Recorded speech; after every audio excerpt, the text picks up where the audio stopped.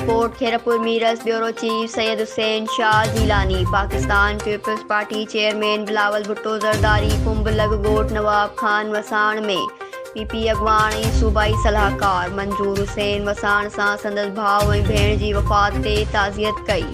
ताज़ियत करण बाद वसाण हाउस ते पीपी कारकुननि जी वर्कर्स कन्वेंशन खे ख़िताब कयो। चयो त पीपी जालनि खे जागणो हाणे वक़्तु थी वियो आहे त हिन नाहिल नालाइक़ सिलेक्टेड हुकूमत मां जान छॾाइणी पवंदी। असांखे मिली करे पाकिस्तान खे बचाइणो आहे। क़ाइदे अवाम जे मिशन खे पूरो करणो आहे। हिन अवाम दुश्मन हुकूमत खां निजात हासिल करण जो वक़्तु आहे। हिन हुकूमत जी अवाम दुश्मन पॉलिसियुनि सां अवाम खे नुक़सान पहुतो आहे। इमरान ख़ान अवाम जा हक़ खसणु चाहे थो।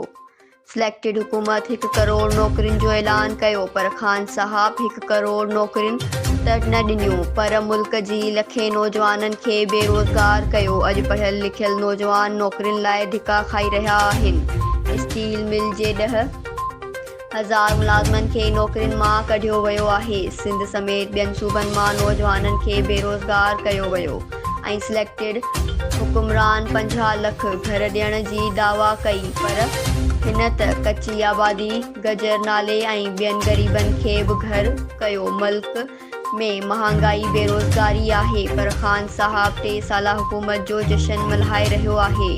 मुल्क में मुआशी बहरान आहे। अवाम जे हक़ को पूरी उन ते असां ख़ामोश न वेहंदासीं। पाकिस्तान पीपल्स पार्टी कारकुननि तयारी कनि। खेरपुर जी अवाम खे नालाइक़ हुकूमत ख़िलाफ़ निकिरणो पवंदो। पाकिस्तान में हाणे पीपी जी हुकूमत ईंदी। असां पंहिंजी पार्टी जे सियासत कंदासीं।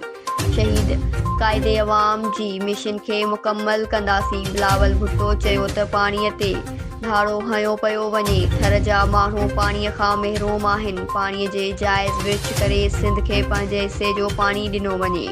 उन मौक़े ते पाकिस्तान पीपल्स पार्टी अगवान अॻूणो वज़ीर आला सिंध सैयद काइम अली शाह जीलानी MNA सैयदा नफ़ीसा शाह वज़ीर आला जे मुआवन ख़ास नवाब खान वसाण ऐं खेरपुर मीरस पाकिस्तान पीपल्स पार्टी ज़िले जो सदर ऐं MPA रईस साजिद अली ख़ान बांभड़ ऐं जमील सुमरो ऐं ॿिया तंज़ीमी अगवान यूथ ऑर्गेनाइज़ेशन डिवीज़नल सदर उर्स मोहम्मद अबड़ो साहब ज़िले सदर अतहर हुसैन सोलंकी जनरल सेक्रेटरी गुलफाम शाह पंहिंजे ज़िले खेरपुर मीरस यूथ